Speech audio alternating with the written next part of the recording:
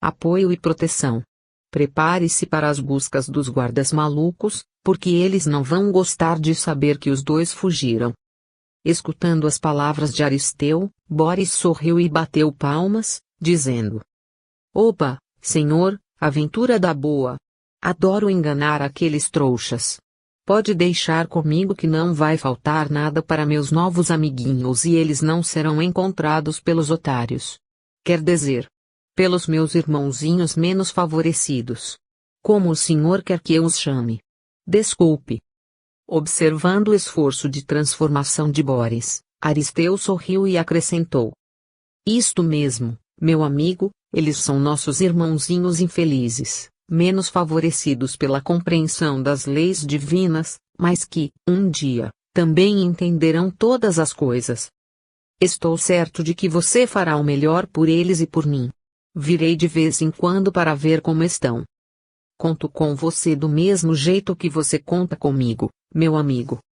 Estendeu as mãos e apertou as de Boris, que se sentiu orgulhoso pela confiança que Aristeu lhe demonstrava. Agora tenho de voltar para que tudo possa seguir seu curso. Está bem, meu senhor. Vá em paz que nós ficaremos em paz. Aristeu afagou o rosto feliz de Eulália e a cabeça pendida de Oliveira que, em seus braços, compunham ambos a imagem imortalizada em pedra por Michelangelo, a da mãe carregando nos braços o filho morto. Só que, neste caso, ao invés, a melhor denominação que se lhe poderia atribuir não seria a de a Pietà, e sim La Esperanza. Aristeu regressava aos antros inferiores, à espera dos desdobramentos da fuga do principal prisioneiro daquelas paragens. Não muito tempo depois, chegava a feiticeira infeliz para atender ao seu turno junto a Oliveira. Vinha, no entanto, tão desajustada, tão alucinada e intoxicada pelos eflúvios inalados nas diversas orgias das quais participara que, de início, não notara qualquer mudança. Procurou uma câmara vazia e prostrou-se em seu interior, na qual se entregou ao sono pesado, espécie de período de hibernação para reabastecimento de suas energias desgastadas pelos excessos junto dos encarnados, ao mesmo tempo em que, recolhendo parte das forças vitais que eles emitiam, as recebia carregadas dos tóxicos e alucinógenos típicos do período carnavalesco, repercutindo sobre sua estrutura da mesma maneira como repercutiam sobre o corpo carnal dos foliões abusados. Somente depois de longas horas é que a perversa entidade se recuperaria para a continuidade da tarefa junto de Oliveira, coisa que não mais seria possível pela inexplicável ausência dele. Nesse meio tempo, o pobre Gobi já havia recuperado a lucidez e, apesar de seu estado grotesco e abjeto, percebera que dormira no posto, o que era considerado um grave e imperdoável delito. Assustado, procurou certificar-se de que tudo estava bem no interior da câmara do preso. No entanto, para aumentar ainda mais seu desespero, identificou-a vazia, o que tornava sua invigilância absurdamente mais grave. A pobre entidade foi tomada pelo desespero próprio dos que já anteveem as desgraças a que estará sujeito, sem saber se denunciava fuga aos seus superiores e se incriminava, ou se fugia de suas funções o mais rápido possível, já que a violência dos seus chefes em relação às sentinelas invigilantes era famosa. Compreendendo o destino doloroso que esperava pelo infeliz, Aristeu observava a sua angústia mal disfarçada. Procurando ajudá-lo, a nobre entidade se acercou, dizendo: Ora, senhor Gobi, por que este estado tão agitado? Por acaso, o presente de Drômio não lhe caiu bem? Cale-se, escravo. Estou nervoso. Só isso. Nervoso porque nada aconteceu de especial. Ora, isso não é da sua conta. Posso chamar nosso chefe Drômio para que ele o escute? Diante da insinuação, o guarda se fez ainda mais agitado e respondeu, tentando parecer cordial. Cale a sua boca, já disse. Não é necessário. Dispenso sua sugestão. Disse Aristeu, reticente. Drômio não ia mesmo gostar de saber que o prisioneiro fugiu. Como? Então você também está sabendo. Maldição. Estou perdido. Tenho que encontrá-lo. Vamos, Diga para onde ele foi. Infelizmente não sei, meu senhor. Eu estive arrumando a sua cela para a chegada da próxima exploradora e notei que ele não estava mais lá. Saí, então, rapidamente, para que não pensassem que eu tinha alguma coisa a ver com seu desaparecimento. No entanto, reconheço que o senhor está numa situação muito perigosa. Vendo que o escravo era ponderado em suas falas, o soldado perdeu a pose de importante que dava a si mesmo e, encostando-se na parede rochosa, falou como se estivesse conversando consigo mesmo. Diabos dos infernos! Isso é uma desgraça. Assim que a próxima bruxa chegar, estou perdido. Já chegou? Respondeu Aristeu, com o nítido desejo de gerar nele maior inquietação, necessária para poder ajudá-lo. O quê? A desgraçada já está aqui? Sim, meu senhor. A sua sorte foi que ela chegou tão esgotada pelas orgias lá de cima, que estatelou-se em outra gruta e dormiu como uma morta. Estou perdido. Preciso fugir daqui. Esse era o momento propício esperado por Aristeu. Senhor, não tenho nada com essa história toda, mas se puder ajudá-lo, conheço uma saída daqui que pouca gente conhece. Ora, então um escravo esperto por aqui. Ainda bem que estou com sorte. Aceito a sua sugestão porque já vi os sofrimentos a que são submetidos os que cometem o deslize que cometi. Vamos, me leve. Vendo a ansiedade do soldado invigilante, Aristeu respondeu-lhe, com seriedade e doçura. Bem, meu filho, só posso levá-lo por esse caminho se você aceitar nunca mais voltar para cá. Ora, está louco, escravo? Acha que quererei voltar para isto aqui? Estou preso há muito tempo e não achava outra saída. Nunca mais pretendo retornar aqui. Tenho medo, entretanto, que me encontrem lá fora e me aprisionem novamente. Aí sim, será a desgraça completa. Serei preso junto com aqueles que eu mesmo prendia. Observando seus temores, a boa alma o tranquilizou, dizendo: Nada tema, meu amigo. Se você deseja sair daqui para sempre, poderemos seguir sem receio porque, em realidade, nunca mais irão encontrar você a não ser que o deseje. Não pense mais neste lugar, não imagine as coisas que aconteceriam com você, não coloque seus pensamentos em nenhum ser que aqui ficou. Se agir assim, eles não saberão onde você está. Mas se ficar pensando no que deixou para trás, será muito fácil rastreá-lo e identificar onde você se encontra. Entendendo que Aristeu deveria saber de muitas coisas que ele próprio não sabia, o pobre soldado resignou-se a tal advertência, dizendo: Eu posso ser um demônio, mas não sou burro. Se há uma saída daqui, nunca mais desejo pensar no que ficou para trás. Sobretudo se isso me fizer voltar para cá. Então vamos, meu amigo. Aristeu segurou em seu braço, que se fez dócil diante do toque do novo amigo. O chicote caiu ao solo e o soldado despiu-se das pesadas armaduras e correias que cercavam seu corpo abrutalhado, deixando-se conduzir como uma criança medrosa pelas mãos seguras e firmes do pai amorável. A entidade amiga conseguia retirar daquele buraco mais um espírito necessitado que encaminharia, agora, aos postos de socorro que existem nas regiões umbralinas, espécie de estágio preparatório para futuras reencarnações destinadas a entidades pouco elevadas e muito comprometidas com o vício e o mal. No entanto, ainda que estes postos de socorro estivessem localizados em zonas escuras do astral próximo dos homens, assemelhavam-se a um paraíso se comparados ao ambiente de onde o pobre espírito fugia para sempre.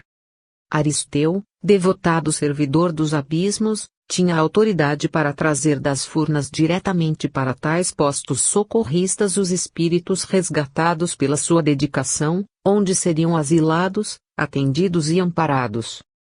Diferentemente de Oliveira, que não podia ser aquinhoado por tal benefício, Gobi, apesar de ignorante e mau, já apresentava sinais de cansaço ou de tédio pelo mal ali experimentado durante longas décadas, o que facilitaria a sua modificação mais rápida, além do fato de ter dado os primeiros passos no rumo do exercício da vontade, libertando-se da escravização mental de seus superiores, ainda que tal deliberação houvesse sido estimulada pelo medo das represálias que receberia quando da descoberta da fuga de Oliveira. O certo é que Gobi não teria mais onde se ocultar porque, fora do posto de socorro, estaria sendo sempre procurado pelos seus despóticos senhores. Assim, por força das circunstâncias, foi premido a mudar de vida e de rumo, encontrando em Aristeu a oportunidade de deixar, de uma vez para sempre, aquele tipo de vida infeliz e inconsequente. Não imaginava o que o esperava em ambientes menos densos, onde, em alguns dias, a bondade faria coisas que a maldade não havia conseguido fazer em séculos ou milênios de tentativas. Descobriria aqui, sem látegos, absintos, intimidações, castigos ou ameaças, o carinho seria mais poderoso transformador do que quaisquer outros tipos de táticas ou terapêuticas, conquistando sua alma em vez de escravizá-la por hipnoses ou punições, correntes ou cadeias. Era isso, exatamente, o que o maioral, Dromio e os seus asseclas tanto temiam. Eles próprios não saberiam como reagir à convocação do amor que, sem violências, tudo transforma pela esperança, pela alegria de viver e pela compaixão com que atende a todas as dores. O mal sempre teve medo. Essa é a sua fragilidade, o seu calcanhar de Aquiles. O mal sempre teve pavor do bem. 20. Protegendo os encarnados de si próprios. Jerônimo, Adelino e Cristiano aceitaram a incumbência que lhes fora proposta por Bezerra e, de imediato, deixaram o perímetro da cidade onde aconteceria o espetáculo carnavalesco, seguindo o casal Clotilde e Leandro rumo ao destino que tinham planejado. O veículo que os transportava não estava carregado somente de objetos e malas. Um grande contingente de espíritos lascivos, interessados nas colheitas vibratórias provenientes da excitação sexual os acompanhava, sentados onde fosse possível, dentro e fora do automóvel. Acompanhando-os à distância, os três espíritos amigos observavam a maneira de agir de tais entidades que, envolvendo o casal, projetavam sobre ele imagens provocantes, sussurravam em suas mentes frases provocadoras, pouco se importando pelas condições emocionais de Clotilde, cujo intento homicida e suicida também era perfeitamente identificável através das imagens que surgiam à sua volta, estampadas em seu campo vibratório. Facilmente legível para os espíritos, esse campo energético que envolve o espírito do encarnado é a expressão viva de seus sentimentos e pensamentos mais singelos, ganhando vida própria e demonstrando a verdade a respeito de seu estado íntimo. Os três protetores tanto vislumbravam as imagens que Clotilde produzia, ao imaginar diversas hipóteses para a prática delituosa do duplo envenenamento, quanto observavam que, a cada uma delas, as entidades inferiores gargalhavam de prazer, divertindo-se com a angústia interior da jovem, dando-lhe sugestões para variantes, estimulando-a a fim de imprimir maior emoção ao trágico ato que pretendia realizar. Pouco lhes importava o fato de Clotilde e Leandro perecerem em função do envenenamento. As entidades amigas que seguiam à distância se condoíam daquele drama. No entanto, os dois jovens não estavam acompanhados apenas pelos obsessores. Seus espíritos protetores os seguiam de perto. Através de um sinal telepático emitido por Jerônimo, eis que os dois amigos invisíveis do casal deixaram as proximidades do veículo que rolava, rápido, pela estrada, e se acercaram do grupo designado por Bezerra para auxiliar no amparo. Sem delongas, foram feitas as apresentações. Sou Jerônimo, e estes são Adelino e Cristiano, seus irmãos, para servi-los no que for necessário. Estampando alegria no rosto, Márcio falou a Custódio. Eu não lhe disse, Custódio, que Jesus iria mandar alguém? Sim, Márcio, ele está sempre ouvindo nossos pedidos. E dirigindo-se a Jerônimo, Márcio respondeu. Graças damos a Deus, Jerônimo, por tê-los enviado a bom tempo. Eu sou Márcio, protetor de Clotilde, e este é Custódio, o amigo inseparável de Leandro. Obrigado pelo acolhimento que nos dão, irmãos no bem. Estamos aqui a pedido do Dr. Bezerra de Menezes, que nos contou o caso dos jovens e nos pediu que ajudássemos no que fosse possível. Puxa vida, veja só quem foi que Jesus acionou para que nossas preces pudessem ser respondidas, Custódio. O próprio médico dos pobres está encarregado de nos amparar. Compreendendo a surpresa dos dois, Jerônimo complementou. Sim, Márcio, o Dr. Bezerra em pessoa nos solicitou o concurso neste caso, informando-nos dos detalhes que o cercam, e é por isso que viemos. Entretanto, sabemos que vocês são os guardiães dos jovens e não desejamos invadir-lhes o campo de ação. Somos apenas irmãos que colaborarão no que for necessário, segundo o critério de vocês. Não se preocupe com isso, Jerônimo. Nós estamos na infeliz posição daqueles que tentam proteger os encarnados de si próprios, mas se veem impotentes por causa da sintonia inadequada em que ambos se acham. Há vários meses temos tentado de tudo para trazê-los à razão, notadamente Leandro, mas a vida farta, as aventuras fáceis e as emoções fortes fizeram com que se ligasse aos pensamentos inferiores, no exercício de seus supostos direitos de jovem.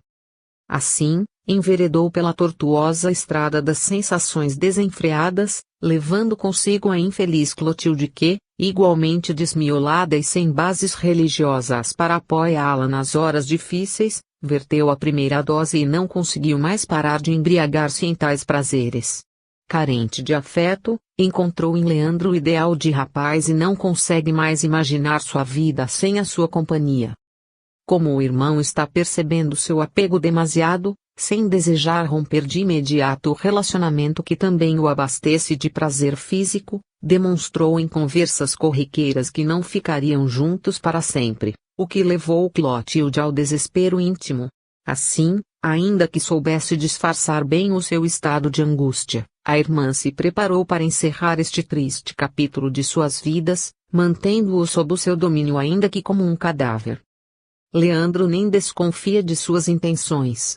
Gozador, está feliz em poder passar alguns dias em companhia da exuberante mulher que pensa amá-lo desmedidamente. Para o rapaz, tudo é lucro. Nada demais, então, permitir-se esse período na companhia daquela que lhe motiva o prazer sexual, sem imaginar que cada vez que se envolvem intimamente, aumentam a ligação fluídica desajustada e mais difícil se torna o afastamento. Custódio, o espírito protetor do rapaz, depois da introdução feita por Márcio, continuou. Venho tentando dissuadir o jovem desses contatos, conversando com ele durante o sono, falando-lhe das responsabilidades de irmão, do respeito para com o afeto alheio, mas apesar de me escutar, logo que volta ao corpo se embriaga novamente nas aventuras fáceis e não modifica o comportamento.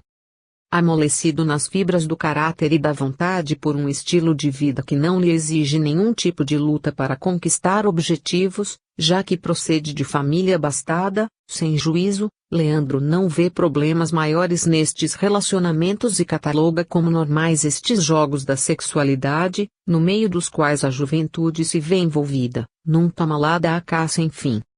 Apelei para outras táticas, tentando fazer com que o rapaz se apaixonasse por alguma moça que o completasse afetivamente. No entanto, isso foi mais difícil porque não havia muita moça em condição de assumir esse posto. A maioria era tão amalucada quanto o próprio Leandro, jogando do mesmo modo, brincando com o sentimento alheio, tentando descontar nos outros as frustrações afetivas acumuladas, procurando apenas curtir momentos em vez de construir futuros. Não seguindo meus conselhos de forma séria, Leandro envolveu-se com duas esbeltas garotas sem que uma soubesse da existência da outra. Num primeiro momento, a beleza, o físico, o modo de ser, pareceram produzir nele algum tipo de reação favorável ao afastamento dos carinhos de Clotilde. No entanto, como esse relacionamento duplo não iria ajudar a nenhum deles, mas bem ao contrário, só tornaria mais trágica a situação. Atuei fazendo com que as duas com quem Leandro estava se relacionando simultaneamente descobrissem a sua conduta pouco leal, e trataram de se afastar, devolvendo-o à solidão e aos braços de Clotilde. O problema só se aprofundava, dia a dia, o que nos levou a solicitar a Jesus que nos enviasse amparo especial, já que o número de entidades levianas que estavam se mantendo aos dois se avolumara sobremaneira e Clotilde passara a imaginar o ato criminoso que vocês conhecem. Tanto eu quanto Márcio achamos prudente solicitar ajuda para que, amparados por mais irmãos, pudéssemos fazer algo em favor de todos, tanto os dois jovens quanto os espíritos que os exploram. Reconheceram, tanto Jerônimo quanto Adelino, como deveria ser sofrida a tarefa de espírito protetor, ao mesmo tempo em que Cristiano, o protetor de Leonor, se acercava dos dois amigos para lhes hipotecar sua compreensão. Eu também sou protetor de uma irmã encarnada e posso imaginar a dificuldade de ambos, uma vez que também me vi compelido a solicitar de Jesus as medidas urgentes para o atendimento das emergências de minha protegida. Como Deus é bom para conosco, não é, Cristiano? Vendo que seria necessário dar curso à ação socorrista, Jerônimo indagou. Bem, Custódio, estamos aqui para servi-los. Que pensa você que se deva fazer? Veja bem, querido Jerônimo. Eu e Márcio estamos fazendo o que podemos, mas não temos sido bem-sucedidos. Por isso, como as coisas ameaçam ficar mais graves, solicitamos ajuda. Assim, se o Mestre enviou vocês, cremos que devem possuir a autonomia de ação indispensável para agir com liberdade e, quem sabe, juntos todos, consigamos reverter o processo. Dessa forma, creio que somos nós, eu e Márcio, quem deveremos estar à disposição de vocês para o que se fizer necessário, garantindo-lhes a independência plena para que façam aquilo que julgarem adequado. A única coisa que acho necessário fazer, com urgência, é afastar o veneno das mãos de Clotilde. Observando a fraternidade espontânea de ambos os protetores, Jerônimo agradeceu e continuou. Trabalharemos juntos, então, queridos irmãos. Realmente, se faz necessário afastar Clotilde do frasco corrosivo. Você sabe me dizer onde ele está guardado? Sim, respondeu Márcio. Ela o guardou dentro da própria bolsa para que esteja sob a sua vigilância constante. Ótimo! Vamos preparar as coisas para que a primeira parte do nosso plano possa ocorrer de forma a nos dar mais tempo para trabalharmos o restante. No entanto, não bastará que consigamos um meio de frustrar-lhe o uso do veneno, uma vez que ela poderá se valer de qualquer outro tipo de mecanismo para matar o irmão e a si mesma. Depois de nos livrarmos do primeiro risco, deveremos ajudar a modificar as disposições de ambos.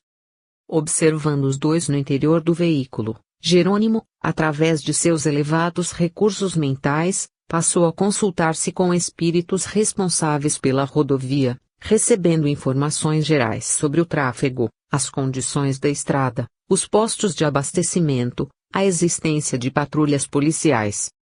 Não demorou mais que alguns minutos para que, com o planejamento realizado, Jerônimo atribuísse funções a cada um dos amigos da caravana socorrista. Custódio, acerque-se de Leandro e facilite as coisas para que ele e Clotilde se distraiam um pouco falando das coisas boas que já passaram juntos. Preciso que Leandro relaxe a atenção no trânsito. Ao mesmo tempo, Márcio, você estimulará o carinho de Clotilde para que ela envolva o irmão em palavras doces. Vocês não deverão se preocupar em criar clima de sensualidade, nem seria adequado que o fizessem, uma vez que estamos buscando ajudá-los a vencer tais tendências. No entanto, observarão que bastarão algumas palavras de carinho entre eles para que ambos assumam o clima e, depois, eles se incendeiem por si mesmos. Jerônimo sabia que, em um período de feriados prolongados, o trânsito intenso, aliado às más condições daquela rodovia, exigiam dos motoristas redobrada atenção. No entanto, para a concretização dos planos espirituais, a distração passageira do condutor seria necessária para os fins desejados. Logo que receberam suas determinações, os dois protetores se dirigiram aos protegidos com a finalidade acima mencionada, enquanto que os outros 3 espíritos se subdividiram para a continuidade das tarefas. Jerônimo encarregou Cristiano de ir até o próximo posto de abastecimento a fim de encontrar a pessoa adequada para a etapa final do projeto, enquanto que ele e Adelino permaneceriam em determinado trecho da estrada a fim de ajudar o motorista no momento preciso. Assim, montada a Operação Socorro e ativados os seus realizadores invisíveis, bastava, agora, esperar que os jovens mordessem a isca. Leandro vinha atento ao trânsito intenso enquanto Clotilde fazia seus planos trevosos, imaginando as diversas situações envolvendo o frasco de veneno. No entanto, assim que ambos receberam a influência de Custódio e Márcio, deram outro curso aos seus pensamentos. O rapaz recordou-se da beleza da jovem irmã e, sem saber porquê, lhe disse: Clô, você está muito linda, querida. Tenho sorte de não haver um outro concorrente disputando-a comigo. A palavra doce de Leandro despertou Clotilde do torpor homicida, suicida em que se enredava. Ao mesmo tempo, Márcio se fez sentir em seus pensamentos, recordando à jovem como o rapaz sabia ser galante, tão ao gosto das mulheres de todos os tempos. Alimentando esse momento de carinho espontâneo, a jovem voltou à vida e respondeu: Nada demais, Lê. Estou assim para te agradar. Que bom que gostou. Pensei que não tivesse notado. Carinhosamente, encostou sua cabeça no ombro do rapaz. Estimulado pelo acercamento da jovem, Leandro passou a fazer-lhe carinho, e ambos começaram a conversar sobre intimidades picantes, sobre as aventuras já vividas, sobre como cada um deles era estimulante para o outro. Jerônimo tinha razão. Bastou que Custódio e Márcio dessem o primeiro impulso no sentido da intuição carinhosa, do pensamento bom de um para com o outro, que os dois assumiram atitudes de sedução, canalizando a boa intuição para o veio da sexualidade, a maneira viciada pela qual eles e a maioria das pessoas imaginam poder demonstrar carinho ou afeto. A conversa tornou-se mais calorosa e, apesar do trânsito intenso, ambos passaram a se envolver na excitação verbal e mental, perdendo Leandro a devida concentração na direção do veículo por partilhá-la, agora, com Clotilde ao seu lado. Andaram alguns quilômetros nesse estado, sendo monitorados à distância pela mente firme de Jerônimo, que escolhera determinado trecho da estrada para se posicionar visando o desdobramento dos próximos passos. Como previra, Leandro colocara seu veículo na faixa de rolamento mais à direita, onde o tráfego é mais lento, para poder compartilhar os momentos de excitação de forma menos perigosa. Não sabia ele, que não tardaria a chegar a uma região bastante esburacada, cheia de saliências e reentrâncias do asfalto, prejudicando significativamente os pneus do veículo caso não se desacelerasse adequadamente. Leandro confiava em sua destreza como condutor jovem e experiente, mas a sua desatenção, comprometida entre o volante e a mulher ao seu lado, cooperaria para a distração necessária à concretização dos planos dos invisíveis amigos. Enquanto o casal se perdia agora na euforia da troca afetiva, o motorista não percebeu a chegada da região esburacada e, assustado e afoito, viu o veículo sacolejar para todos os lados, retomando, assustado, o controle da direção a tempo de impedir que se desgovernasse ou saísse da pista de rolamento. Batidas e mais batidas, pulos e pancadas interromperam o idílico romance, fazendo cair as malas, desarrumar os objetos e empalidecer os avermelhados rostos pelo susto e pelo medo de sofrerem algum acidente mais grave. Leandro reduziu drasticamente a marcha, coisa que teria de acontecer obrigatoriamente, porque 2 dos pneus de seu veículo se danificaram. Vendo que não conseguiriam prosseguir, deu seta para o acostamento e parou o carro. Você está bem, Clô? Sim, querido. Que susto. Deixa eu me arrumar primeiro. O que será que aconteceu? Acho que furou algum pneu. Saindo do carro, Leandro constatou que não teria como prosseguir, mesmo que usasse o estepe, uma vez que ainda restaria o outro danificado. Vamos ter de chamar o guincho, Tlo. Puxa, Lê, é tão grave assim? Não é grave. Apenas que estouraram os dois pneus e nós só temos um estepe. Mas dá pra gente continuar, se consertarmos. Claro, querida. Isso tudo é culpa sua demoninha quente. Acha que eu não quero terminar o que a gente começou? Vou chamar o reboque. Orgulhosa com o galanteio, por alguns instantes Clotilde esqueceu que queria envenenar aquele homem tão empolgante que a completava tão perfeitamente.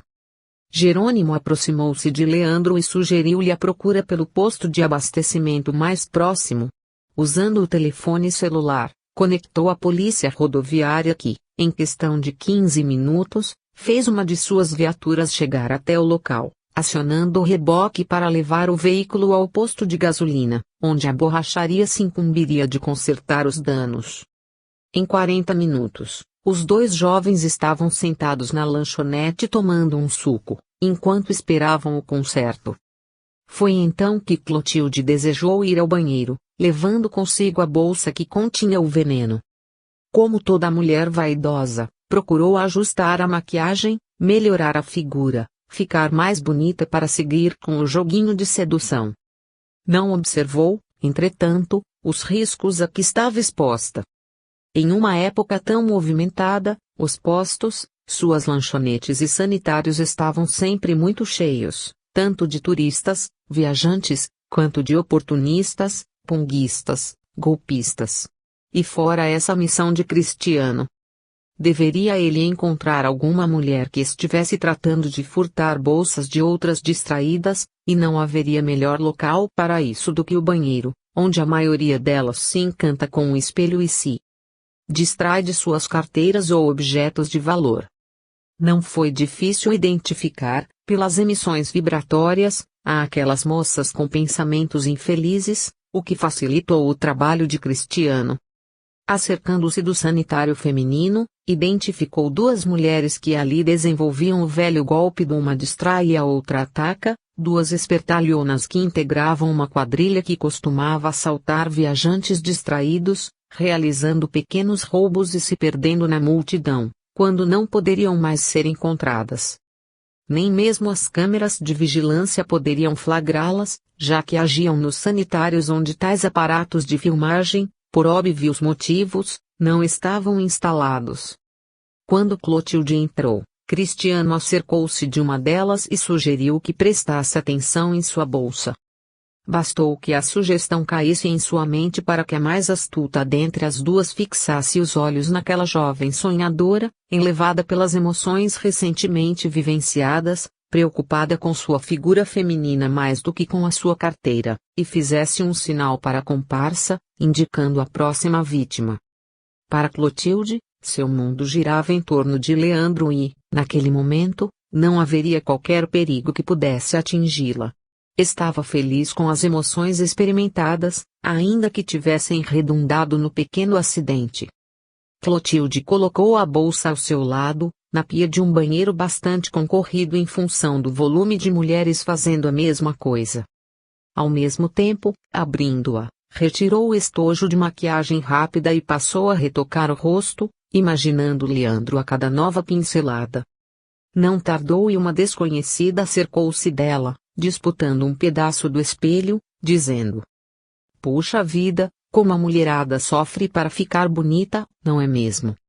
"É uma escravidão que vale a pena", respondeu Clotilde, querendo ser simpática. Não percebia ela que, enquanto a primeira puxava a conversa, a sua comparsa, a mais astuta, insinuava-se para surrupiar-lhe a bolsa colocada sobre a pia sem qualquer vigilância. Mais alguns minutos de conversa inocente, mais algumas pinceladas de pó na maquiagem e Clotilde se cientificava do sumiço de sua bolsa. Não havia muito dinheiro em seu interior, já que ela carregava seus recursos em outro local. Apenas alguns documentos, objetos pessoais e, como já se sabe, o frasco de veneno que se parecia com um pequeno vidro de perfume. "Minha bolsa. Roubaram minha bolsa", gritava a jovem, alertando todo o banheiro feminino para a presença de ladras. Eu não vi nada, falou a mulher que conversava com ela. Sim. Eu tinha colocado minha bolsa aqui ao meu lado. E agora não está mais. Puxa vida, falou outra. A gente não pode piscar que as coisas desaparecem. Deus me livre. Nem no banheiro a gente está tranquila. Tomada pelo susto, Clotilde saiu rapidamente do sanitário, procurando Leandro para relatar-lhe o ocorrido. Lê, me ajude. O que aconteceu, querida? Acabei de ser roubada. Levaram minha bolsa. Malditas mulheres. Calma, Clo, calma. O que tinha lá dentro? Havia muito dinheiro? Perguntou o rapaz, tentando levar as coisas pelo caminho racional. Sem pensar muito, dominada pela raiva e pelo susto, ela respondeu. Não. Não tinha muito, uns trocados, minhas pinturas. Alguns documentos. Tinha talão de cheque, cartão de crédito? Não, eu não ando com isso na bolsa. Que mais que tinha? Ora, tinha a chave de casa, meus óculos de sol e o frasco de vi. Quando ia dizer, lembrou-se de que não poderia revelar o conteúdo ao próprio futuro envenenado. Então, emendou, mais controlada. Um frasco de verniz para a unha e outro de esmalte.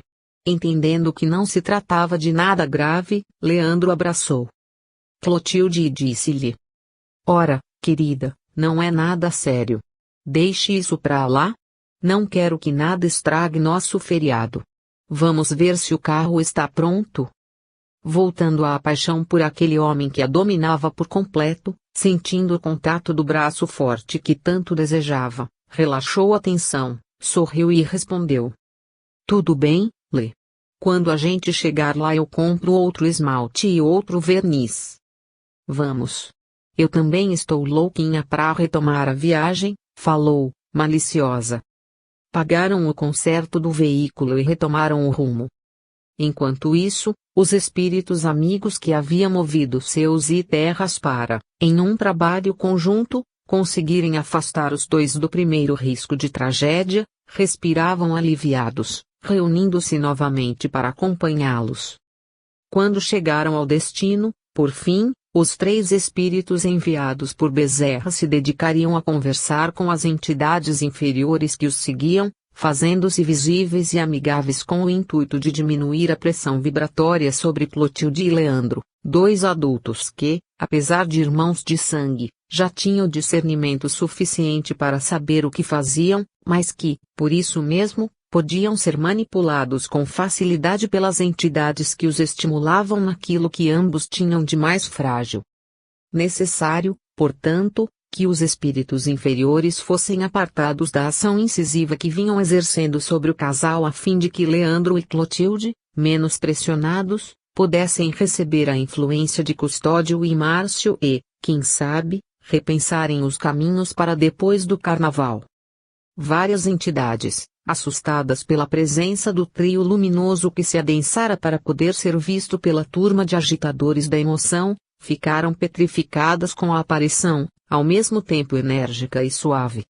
Algumas, envergonhadas de seus atos, permaneceram para escutar imaginando que haviam sido descobertas por anjos de Deus, dos quais não adiantaria fugir. A maioria, no entanto, amedrontada e arrogante, debochada e indiferente, saiu correndo, gritando. Bruxaria, são os bruxos, vamos fugir, eles querem nos prender. Vamos, corram.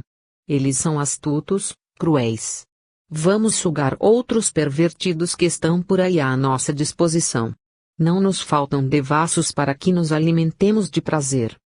Assim, de uma forma ou de outra, o ambiente se desanuviou da turba alucinada que contava explorar os 2 pobres moços, iludidos com as emoções carnais e imaginando-se adultos o suficiente para dirigirem as próprias vidas.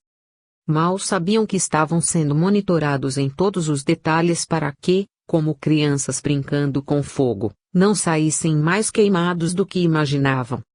Os dias que se seguiriam, garantiriam uma razoável estabilidade ao casal que, não deixando de se entregar aos contatos sexuais, puderam fazê-lo sem aquela volúpia insaciável, mesclando a sensação física com momentos de carinho, de amizade, de conversa inocente, de brincadeira de irmão.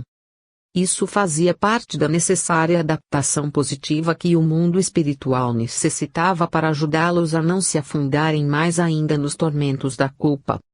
Clotilde vibrava como mulher apaixonada, desejando unir-se para sempre ao homem de sua vida, enquanto que Leandro passara a sentir um carinho muito intenso por ela, entendendo quanto a jovem se ligava a ele, emocional e fisicamente.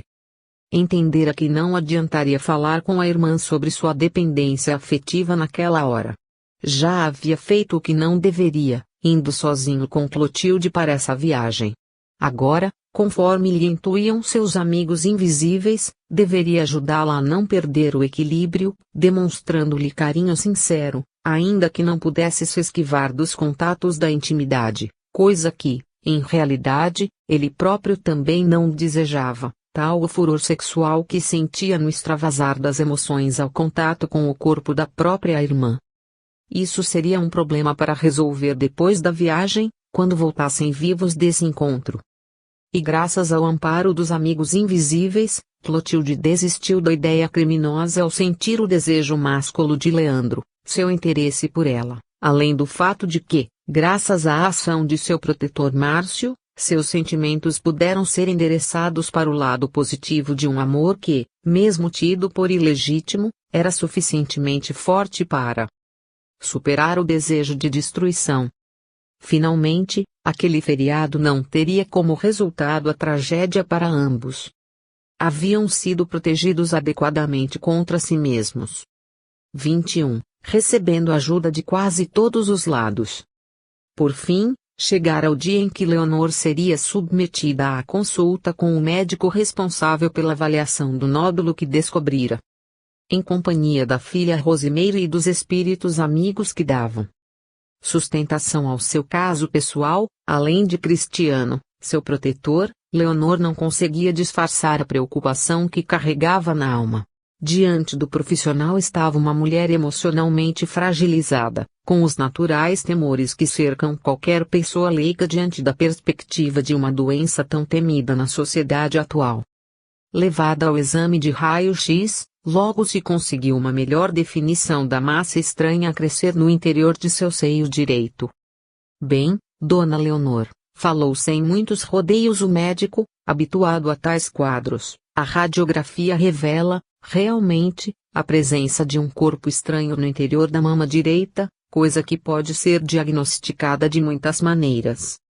Como, entretanto, o raio-x não é conclusivo, teremos de realizar outros exames mais detalhados. Consultando os compromissos de outros profissionais que se associavam a ele naquele consultório, afirmou ser possível a realização do exame de ultrassonografia no mesmo dia. Dispondo de tempo para isso, Rosimeire apoiou a decisão da mãe no sentido de realizar tudo o que fosse possível naquela mesma oportunidade. Bem, doutor, se o senhor acha que é importante, falou Leonor, temerosa, esperando do médico algum comentário tranquilizador a respeito de seu mal.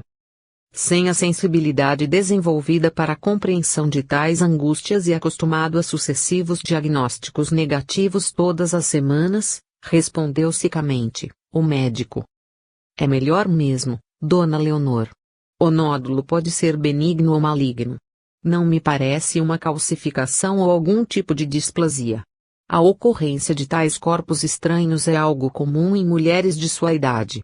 O que precisamos é saber se pode ser câncer ou se não passa de algum espessamento de tecido. Além do exame ultrassonográfico, precisaremos fazer uma coleta de material para a biópsia. É um procedimento importante em casos como o seu e a resposta não demora muito para chegar, nos dando a certeza sobre o diagnóstico. Tudo bem, doutor, respondeu Rosimeire, diante do mutismo de sua mãe. Nós iremos fazer tudo o que for necessário. O senhor sabe dizer se o convênio de minha mãe cobre esta coleta de material para a biópsia? Bem, os planos atuais parece que cobrem vários destes procedimentos. O que é preciso saber é se ela não está ainda no período de carência. O que pode acontecer é que, talvez, para algum procedimento cirúrgico a carência ainda não tenha sido superada, o que a obrigará a adiar o procedimento ou a pagar por ele. Rosemary sabia que esses detalhes deveriam ser pesquisados depois, junto à empresa de convênios médicos. Deixou, então, esse assunto de lado, para que se concentrassem no exame de ultrassom. Dona Leonor foi levada a um ambiente apropriado para o procedimento, mas, em seu interior, a angústia invadia. A cada passo, recordava de sua amiga que, anos antes, fora vitimada por um câncer de mama, tendo enfrentado as mesmas etapas do diagnóstico e, depois, do tratamento. Lembrava-se de Jurandira nas primeiras idas ao médico, à mercê dos horários do serviço público, sempre precisando esperar em filas intermináveis, dependendo da boa vontade de atendentes ou funcionários burocratas e frios, levantando antes do nascer do sol e não tendo hora para voltar para casa. Suas lembranças sobre Jurandira tornavam mais delicadas as suas emoções, uma vez que, obviamente, não podia fugir da recordação do sofrimento da amiga e das tristes ocorrências que a envolveram, com a mutilação cirúrgica e, depois, a multiplicação das células e a eclosão de novos focos em outras partes do corpo, que redundaram na sua desencarnação. Ela, Leonor, ainda estava podendo contar com o carinho e a assistência da filha que, com algum recurso disponível e com sua preocupação, mesmo morando em outra cidade, havia se interessado por ela, contratando um seguro médico, coisa que, nesta hora, se fazia tão importante.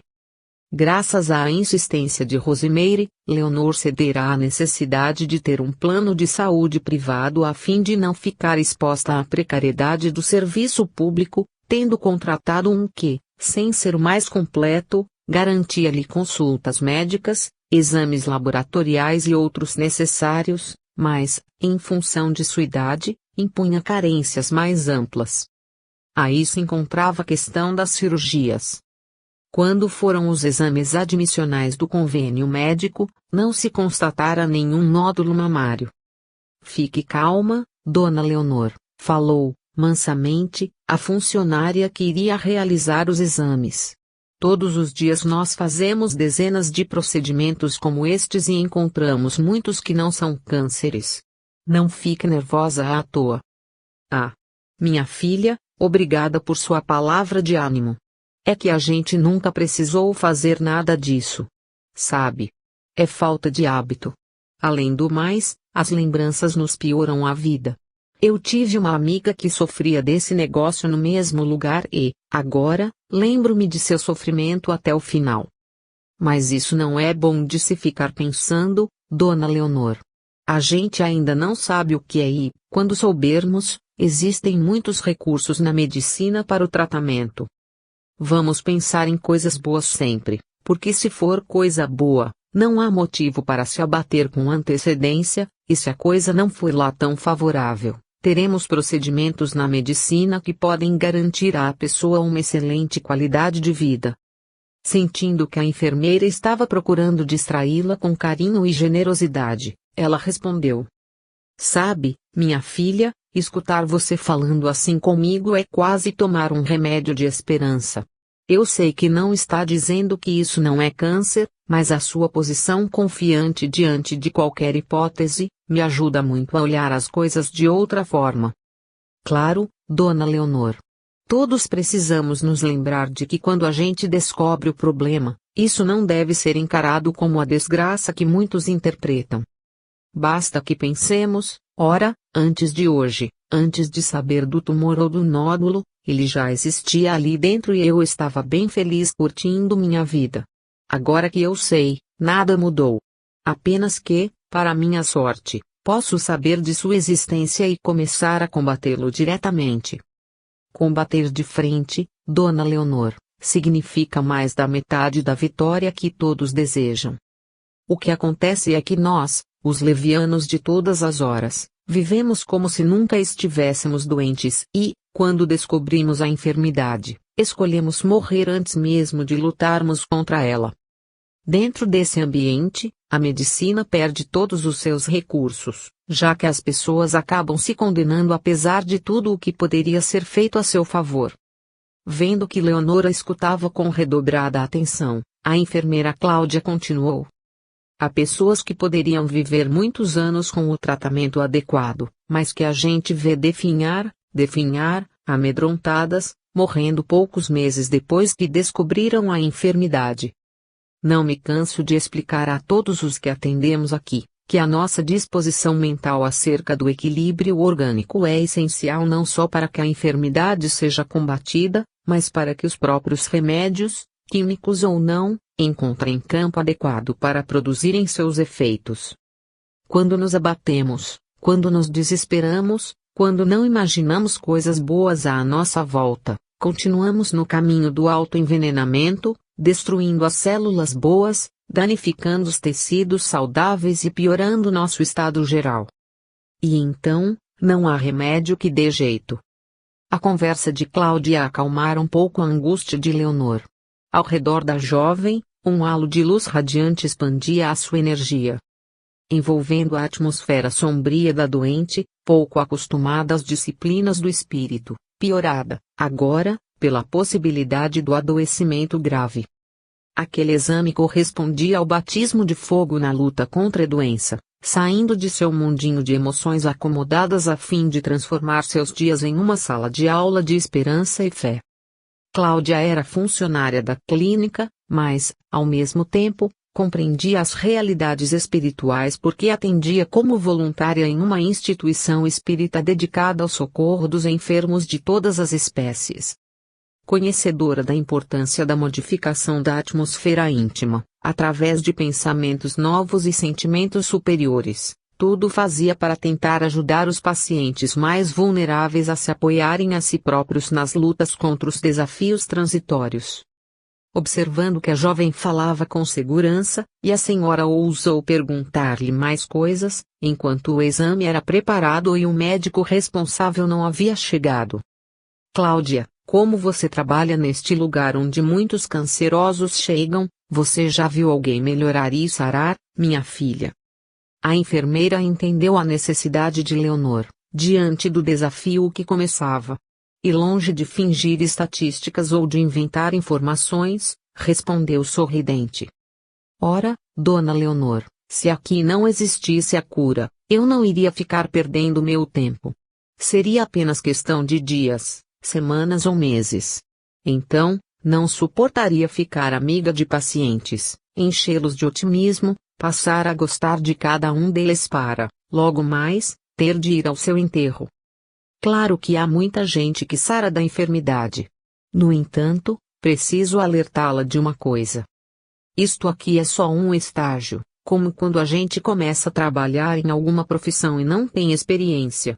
Todo este processo, segundo eu entendo, é um estágio de testes para nossa fé, nossa paciência, nossa confiança em Deus e em nosso desejo de sermos bons.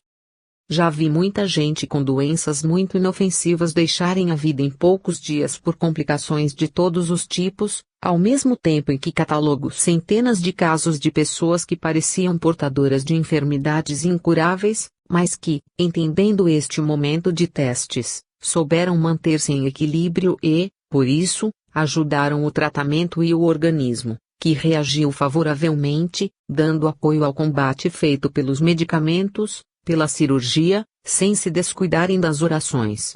Assim, fizeram a diferença na sua melhora, debelando a enfermidade tida por incurável. E não estou falando somente de câncer, não. Impressionada com as palavras da enfermeira, Leonor não desejava que ela interrompesse a conversa por nada neste mundo. Sabendo que não tinham muito tempo, Cláudia procurava ser rápida em suas informações.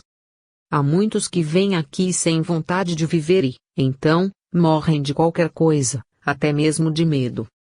Mas conheço pessoas que, muito doentes, estavam empenhadas em fazer o bem, em amparar os amigos, os necessitados, em ajudar os próprios companheiros de doença, em superar as próprias limitações, de tal maneira que passaram pelo estágio da doença, do tratamento, da recuperação e, por fim, estão livres para realizarem seus sonhos e ideais.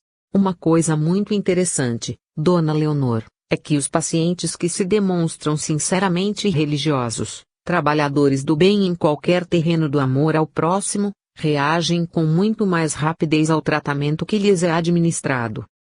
Parece que o fazer o bem, o sentir alegria de viver, o demonstrar solidariedade ao próximo, melhora suas forças, aumenta as defesas de seu organismo e a enfermidade exerce menor império sobre eles. Naturalmente que, mesmo assim, alguns deles perderam a vida física.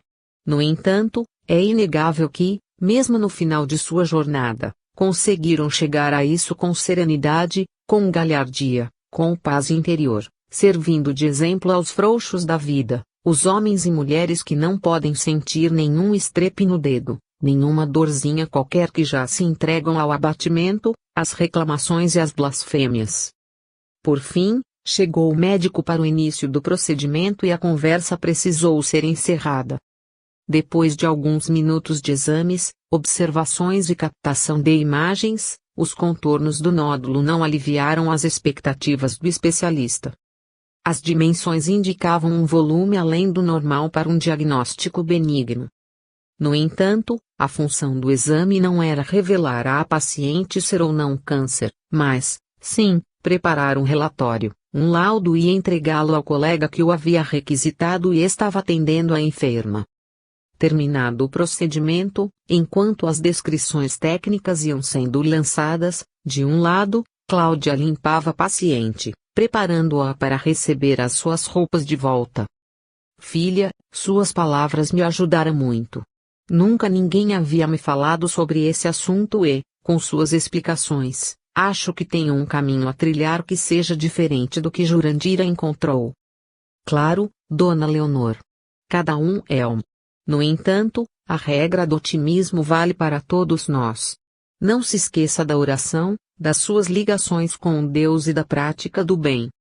Sempre que a senhora precisar, estarei aqui para ajudá-la no que for necessário.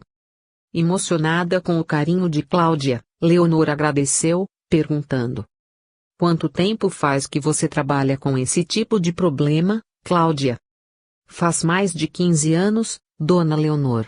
O que estou dizendo à senhora é fruto de observações que venho fazendo durante todo este tempo.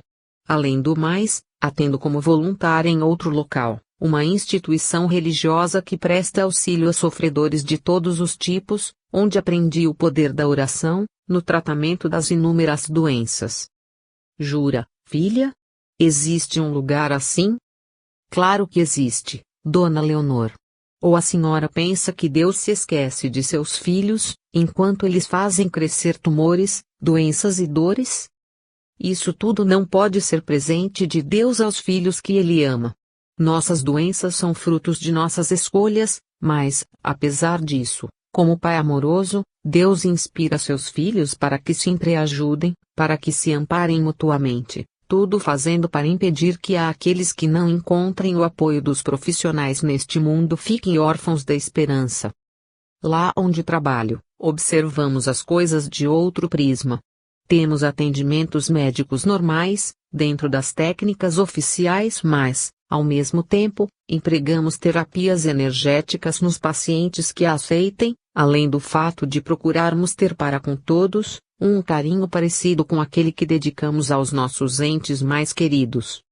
Não é uma instituição muito grande, mas ali aprendemos o quão importantes e terapêuticos são a solidariedade, o respeito, a consideração e o afeto no tratamento de todas as doenças.